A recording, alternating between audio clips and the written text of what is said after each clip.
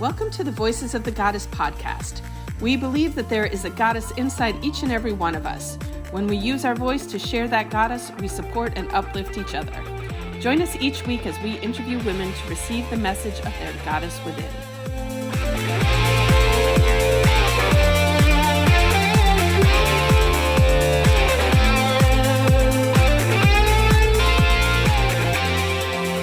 Hello, everybody, and welcome to our Voices of the Goddess podcast. My name is Allyson Mancini, and I am your holistic nutritionist here with... I'm Julietta, the magical PT, and on this podcast, we interview goddesses to share their wisdom and help all of you goddesses out there become the goddess you are meant to be. Today, we are welcoming Kari Lyke to our show. Welcome, welcome. Thank you for joining us. Please share with our audience a little bit about who you are and what you do. I don't have a fun tagline. I should have come up with it, but I am Kari Lyke, the magical goddess, I guess. I don't know. You are, yes. Who I am a mom. I'm a business owner. I am a woman. I have known Julietta for a long, long time, and I was so excited that she invited me to come on. I've had a lot of transformations in my journey in different endeavors. I've had a lot of transitions in my personal life, and so I'm just excited to come on and hopefully add some value to your audience. So thank you, guys. Welcome. Thank you for joining us. And when Kari and I met, she was a physical therapist, but now you're working in real estate, yes? Yeah. I still keep my license active, which has helped me in other areas. So I'll never let that expire. And we can talk about that. But yeah, I am now a full-time real estate investor and have a full-time real estate investment company.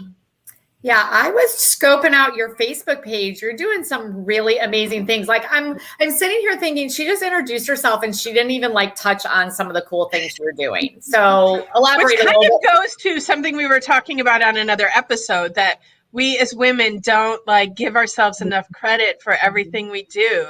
I'm like, yeah. Kari is a real estate investment rock star, and she's just kind of poo-pooing around it. And I'm like, so give yourself credit, woman. Tell us a little bit more about what you're doing, because you're doing some pretty cool things. Yeah, so when I first met Julietta, I was a new grad physical therapist, super excited to start my journey as a physical therapist. And I was working in a skilled nursing facility at the time, which I hated. And I was only a few months out. It's just skilled nursing wasn't my thing. But of course, it paid the most. So as most new grads who have a bunch of debt when they're starting out, I'm like, I need to take the highest paying job. So for a few months, I'm like, oh, this is not what I envisioned my journey as a physical therapist to be. And I've always said, people come into my life at the times that I need them most. And I remember just at that time, I was really getting into spirituality and positive and the power of intent and manifestation. And I can't even remember, maybe I responded to an ad, Julietta, but somehow I ended up, the universe placed me in your office, and you were expanding, growing huge at that time and really rapidly, and you needed physical therapists. And I was like, oh my God, this is the perfect job. I need this. And I started working for you, Julietta, and oh my God, I loved it. That time of my life was both wild and crazy and exciting and sad, and so many emotions I went through during those years that we worked together in the clinic. And I eventually moved back up to Orlando because certain life events happened, and it threw my life into a little bit of chaos. And I started questioning everything in my life. And I just needed to start traveling and start getting away, and just started really thinking I just need to go somewhere and kind of just clear the air. And it was just personal things that had happened aside from the clinic. And I brought me up to Orlando, where I met my now husband. And since then, we now have 3 kids and 2 dogs and a big business. And so I went from it was just like a big transition. And so we got into real estate investing because when I became a mom, I didn't want to go back to physical therapy because of the time constraints that I knew it was going to put on my time as a mom.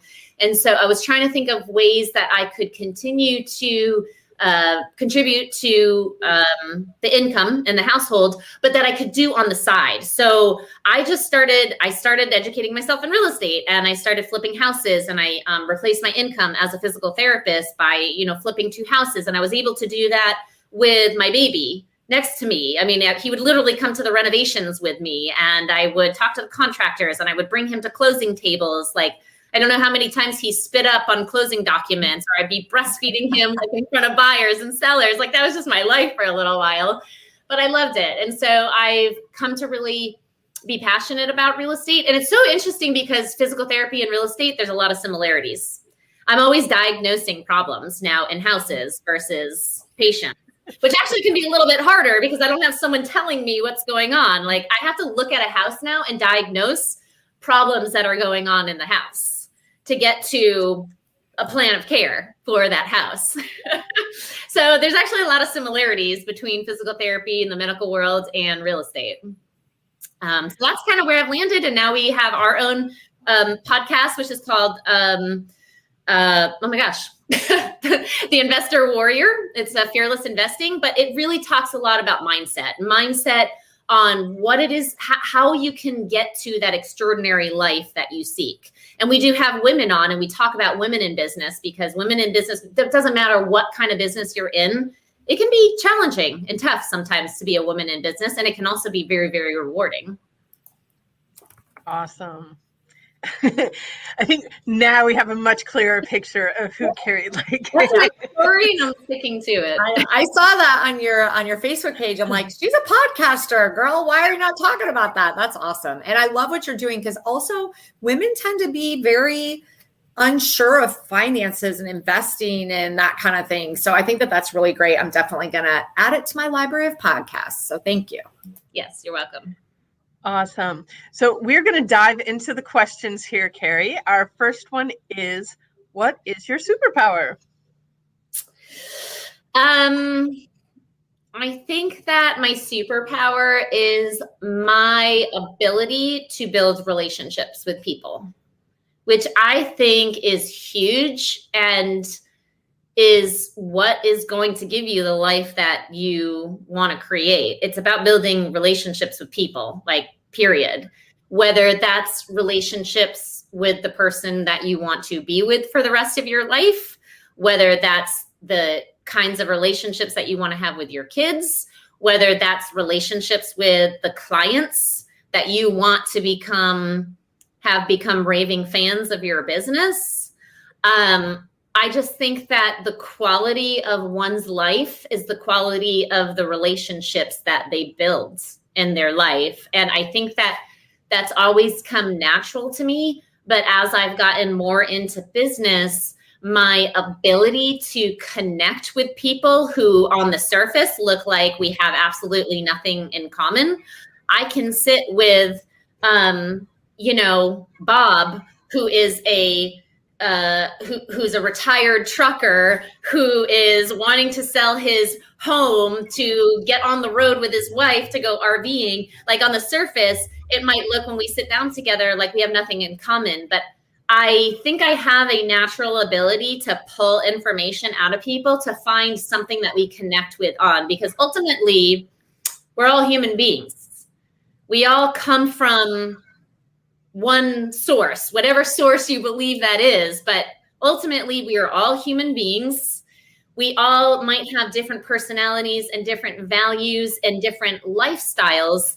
But at the core of who we are human beings. And human beings have natural guiding principles for most of us, right? And so I try to find a way to get at the core of people's being, because I can connect with that, because that's where I'm at too, right? So it's really just making people comfortable talking to me, sitting down and getting really deep with someone I don't know, and allowing them that space to trust me, and then finding a way to connect with them to build that relationship. And that goes with my husband, my kids, my family members, my clients, all areas of my life. Yeah. And you've had that superpower forever, just going back to our old days working together, and just how you connected with all the different clients that we had. And, I don't know anybody who's met you that doesn't just love you and enjoy being with you and spending time with you. So yeah, That was hard too back then, because we had a bunch of Italians who spoke no English. So you had to build a relationship with them in other ways besides talking. Yep. Some of them were like learning English and we were learning Italian at the same time. And it was like playing charades, but you can still build a relationship with someone and a connection with someone, even someone who doesn't even speak your language. Absolutely. And we talk about right now, the book that we're reading in our book club is The Alchemist. And that's one of the things that comes up in the book is, communication happens on so many levels. It's not just the words and the language that we use, but there is a universal language that we can all connect with. Yeah. Awesome. And so speaking of books, that brings us to question number 2. What is a book that has greatly impacted your life? Yeah, that's a really difficult question, because there have been so many books that have impacted me, and I tend to read all different kinds of books. I read relationship books, personal development books, business books, spiritual books, because we are multidimensional. And I'm not just focusing on one area of my life. I'm always trying to focus on all the different areas of the wheel, right? And so if I had to just name one book that's had an influence on my life, it's hard, because I have different books in different areas that have had differences in my life. But I will say, going back to the beginning, when I first met you, Julietta, I was going through a really difficult transition in my life, emotionally, spiritually, career-wise. I was a new graduate. I had suffered from panic attacks my whole life, anxiety, stress. I had gone through college really not fully enjoying the process, because I was always so stressed. And when I graduated from college and I started really getting into more spirituality, was when I realized that there is a whole other world besides my world. When I look back to it, I'm like, what the heck was I so stressed out about? But it was to the point where I would have panic attacks. Like, I was just stuck in my little own world. And when I met you, I was reading Disappearance of the Universe, which, gosh, I probably need to pick that up and reread it. But that was the first book that I ever read where I realized that I needed to tap into spirituality and personal development. And that was when I started getting out there and talking to, I got out of my shell that I was living in. And I saw that there was this like beautiful world out there with beautiful people. And I could create and manifest things in my life that I wanted. And that, I don't know, it just opened me up to this beautiful universe that we're in. And it really got me out of my own little world. So I would say that was probably the most influential book, because it led me on this journey. And I totally transformed as a person because of that book. I love it. That's a great book. I think you would recommended it to me. Probably. Because I would definitely recommend that book to anyone and everyone. And it is a book that is, it developed out of A Course in Miracles, which there are, so many people out there that have written books based on the principles of A Course in Miracles, which is great because Course in Miracles can be I don't know how hard. many people. Yes, Woo, for a lot of it's people. really, When I well, was, and I mean, and it's huge. yeah, I mean, you could I mean, probably spend a lifetime studying Course in Miracles. Absolutely. So it's wonderful that there's people out there putting its messages in a format that's easier to digest. Yeah. And so I love that book. Have you read the book, Allyson? I'm sitting here listening to that. I'm like, okay, another one to add to the list. But I really appreciate, Kari, you sharing about the anxiety and panic, because I actually went through that. I had my first full-blown anxiety attack, panic attack, whatever you want to call it, when I was 20. And in college, super stressed out because I had a lot on my plate, and I really thought I was dying. I made my roommate take me to the emergency room because I was convinced I was having a full-blown heart attack at the age of 20. And then I continued to struggle with that for many, many, many years. And it took me a long time to get out of that. And I appreciate how you said, kind of getting out of yourself, because it's so true. Like when you're so hyper-focused and so worried about everything that might, could, should happen, you create all this anxiety. And I have never heard of Disappearance of the Universe, so I'm going to have to check it out. So yeah, I appreciate you sharing that. Yeah, I think so many people are trapped by their own minds. Mm-hmm. I mean, that's where anxiety comes from, is your mind is literally running your life. And Yep. your mind can be such a powerful tool, both constructive and destructive. And I think, unfortunately, in this world with all the pressure demands, especially for women, I mean, you talk about the pressure demands when COVID hit. I was a full-time mom, a full-time business owner, now homeschooling children, taking care of there was just so much more pressure. And I think there is a lot of pressure on women. And that's always been, it's not today's society. I think that's always been. And when you have that much pressure on you, you can really let your mind go into what the Buddhists call the monkey mind, where the mind runs you and you don't run the mind. And it's so unconscious. You don't even realize it's happening. Is when the mind is running your life, that can be a bad thing. And my philosophy is you've got to stand guard at the gate of your mind. You've got to be careful of what you let in, because what you let in is going to manifest outward. And that's why I'm always reading, right? I'm always trying to fill my mind with good food. I don't remember the last time I listened to the news. I don't even listen to the radio anymore because of the ads. I don't listen to the news. I don't listen to the radio. I listen to what I need to, just to be somewhat aware of what's going on in the economy, because that's going to affect my business and the way things I might operate. But I'm not going to let it run my life. I mean, you can see what happened last year and what's going on right now. So many people, their minds are running their life because of what they're allowing in to their minds. And humans can be so influential and scary. Let me ask you a question, because Julietta and I humans can be so influenced, is what I meant to say. And it can be scary because it can go either way. Yes, good and bad. Sure. So that makes me think, because Julietta and I we're doing a book club every month inside of our Facebook group. And last month we did Spiritual Economics. Have you ever read that?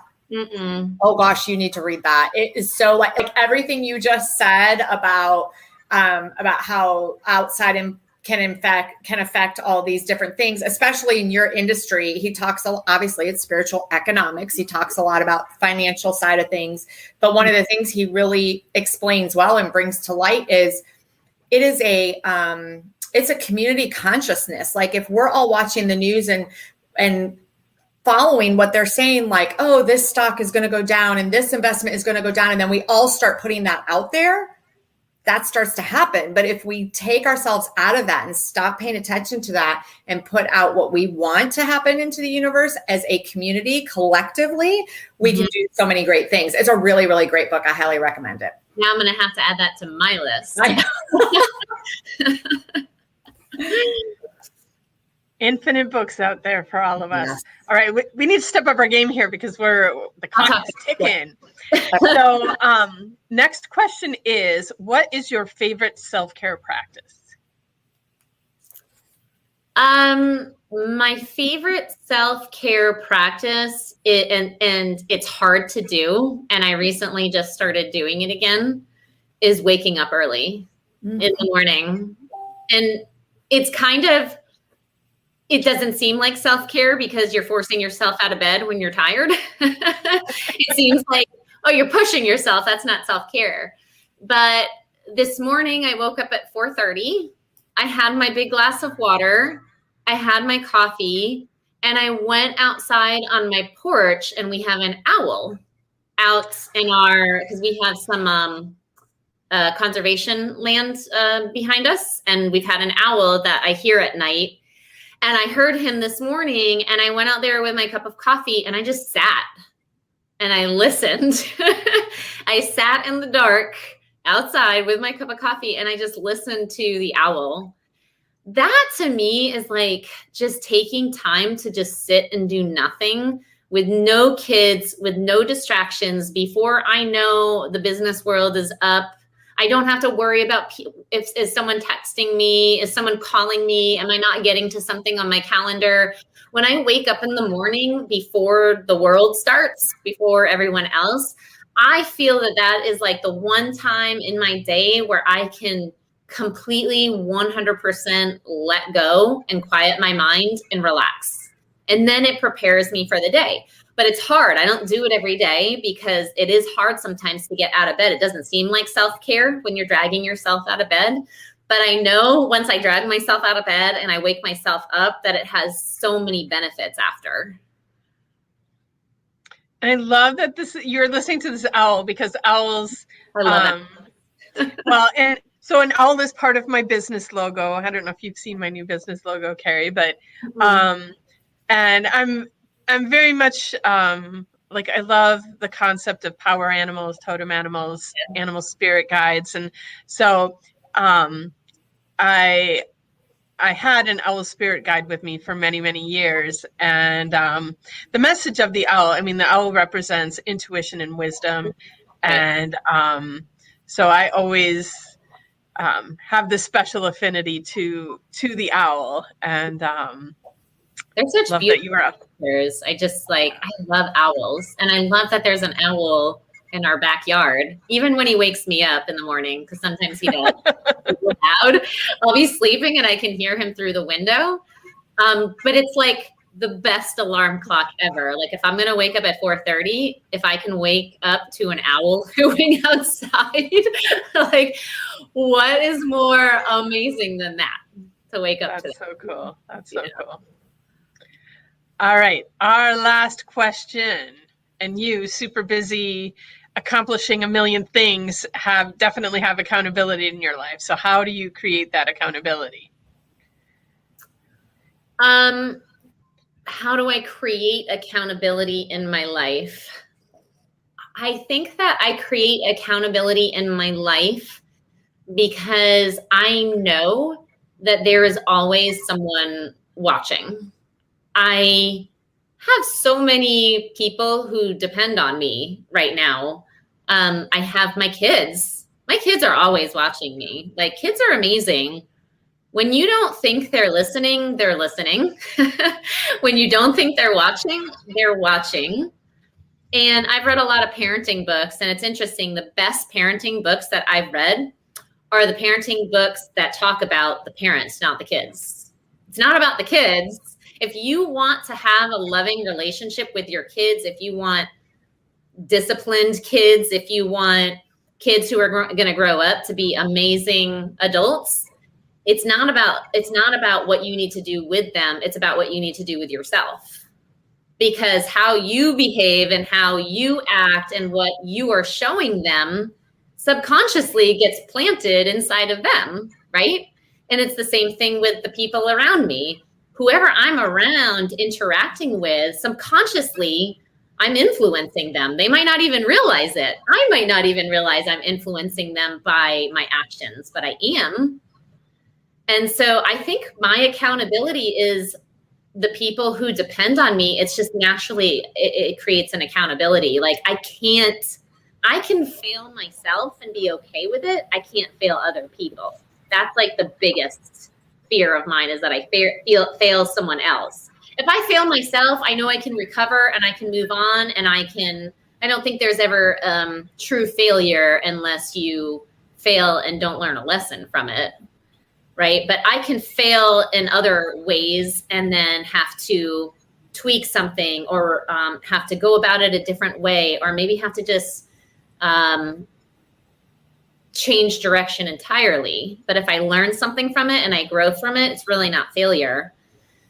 But I can't fail with other people. If I tell them I'm going to do something, I'm failing them if I don't. If I tell my kids I'm going to do something and I don't do it, they might say it's okay, but subconsciously that's going to get implanted somewhere, and that's going to affect them somewhere in life, whether it's directly or indirectly. If I'm fearful about going out and doing something and they see that, what is that doing? They're going to have a fear when they go out and do something.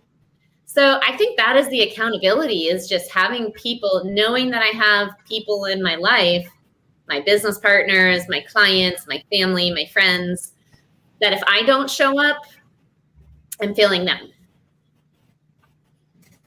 I agree. And I tell you, because my kids are 20, 21, and they still, when you don't, they're listening. So they're always watching what you're doing, and as they get older. Right. And the people in our lives, everybody, our friends, especially in this world of social media, right? People are constantly watching to see what you're doing, if you're really doing what you say you're going to do. So I think that's a huge accountability. And that does come up quite often in our interviews, that, you know, the people around you really do tend to hold you accountable, and because you do what you say you're going to do. So yeah, that's awesome. All right. It is time for our takeaways. Allyson, are you ready with your takeaway? I think I appreciate, and my takeaway is, and this is an odd one, but I love how Kari changed. She went to school for physical therapy. That's what she had always thought she was going to do. And she ended up getting to this whole world, kind of different, somewhat similar. And really is making headway there. She's a positive factor in that world. She's doing amazing things. And I truly appreciate another woman that's doing that, because Kari, I know you and I just met on this podcast, but I completely changed direction when I turned 50. So yeah, like I totally get that. I feel like so many, and because I have 24 and 21, they are so, I was just having this conversation with my son a month ago. They are so set on, this is what I went to school for. We're losing you, Allyson. No, I'm trying. Can't. Stop. All right. So she's frozen now. I'm going to do my takeaway. I am like when you brought up that you don't listen to the news, it's a funny thing. I don't remember what book it was that I read so many years ago that said the best thing that you can do to take care of your mental well-being is to stop watching the news, stop reading the news. Like, it just has such a negative impact on you. And lately people have been questioning me, like, how do you know what's going on in the world? How can you not watch the news? Like, you have to watch the news. You have to know. And, like having Kari come on here and say like, yeah, I don't watch the news. I don't listen to the radio. I'm like, yeah, it's confirmation that it's completely okay not to watch the news. And you still, like, it's out there in the world. You still find out what's going on. You don't have to plunk yourself in front of the TV and watch the newscast to know what's going on in the world. And, it's all where our thoughts are, like that's what manifests. So I'm sitting here watching all this negativity, thinking about this negativity. It's just going to manifest more negativity in my world. And what's going on in the news, that's not my world that I live in. I get to create my own world. So anyway, that's my takeaway. How about you, Kari? What's your takeaway? My takeaway, well, first off, I love the title of the podcast. I am excited that you're doing this because it is true what Allyson said. I think a lot of women don't like to come on and share their success. I have a hard time getting women onto my podcast. If you look at my podcast, it's mostly men. It's crazy. It's probably like 10% women, which there's a lot of women investors out there, but it is very male dominated. But I think it's also because the rock star women, they just aren't out there talking about their success. They're just like head down doing what they need to do. And I usually have to like pull women on versus the men are like, I'll come on. I'd love to come on the podcast. So I love that you're doing this because I think that more and more women need to share their stories and their success. So I'm just excited for what you're doing. Yay. All right. Well, thank you so much, Kari, for coming on our podcast today. We loved having you. I love seeing you. And I'm like, we don't live that far away. We need to get together again in person. We really We're going to make that a briny night. We're going to make that happen. And I want to thank our audience for listening today. Everything that we talked about in the show, we'll have links in there, how to get in touch with Kari, how to watch her podcast. Maybe if you're out there listening, there's some women investors out there who want a podcast to be on, so they can get in touch with Kari and be on your show. And please share our podcast, like us, subscribe, share it, comments. All of that helps us keep this thing going. And because we love it being here, women lifting up other women and supporting each other. This is how it's meant to be. So thank you all again and have a magical day.